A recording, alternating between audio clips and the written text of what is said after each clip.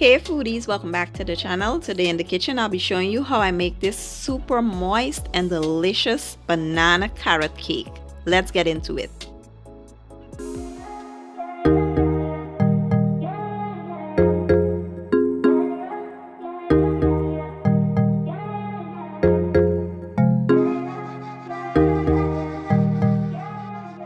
Alright guys, now let's take a quick look at our ingredients. Today I'll be using all-purpose flour. I have some granulated and brown sugar, some grated carrots. I did use two sides of the grater, the finest side and the largest side. I also have some bananas here, overripe bananas that is, and I'll be using some eggs, oil, and for my spices I have ground ginger, cinnamon, nutmeg, salt, baking powder, baking soda.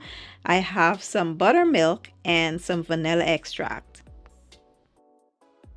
So the first thing you want to do is go ahead and just mash those bananas to a nice smooth consistency.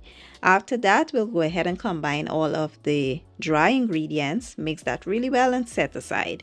Then we'll begin to combine all of the wet ingredients, starting with the eggs and the vanilla. You want to mix those two really well just to make sure the eggs are nicely, incorporated, and then we will add our oil and our sugar. We will add all the wet ingredients except the buttermilk. We'll leave that for last. Once you're done, you want to just combine the wet with the dry. We will add the bananas and the carrots, and you want to gently fold it in. You never want to over mix your batter. So you want to fold it in gently, and when we're done, we will add the buttermilk. Now, if you don't have buttermilk, it's easy to make. Just use whole milk and add a little bit of vinegar or lemon juice to it. It's basically curdled milk, like sour milk. Next, we'll go ahead and grease our baking pan. I'm using a bonded pan, and I like to use this spray because the cake comes out effortlessly out of the pan without sticking or anything. So we will, grease this nicely and make sure every nook and cranny is greased. After that, we'll go ahead and just add that butter into the baking pan and just, tap it on the countertop to remove any air bubbles. And then we will place this in a 340-degree oven for about 45 minutes to an hour. After an hour, this is how mine was looking. Absolutely divine. It smells amazing. You could smell the carrots, the bananas, and everything. So I let it rest for about 10 minutes, and then I removed it from the pan and allow it to cool a bit on a wire rack.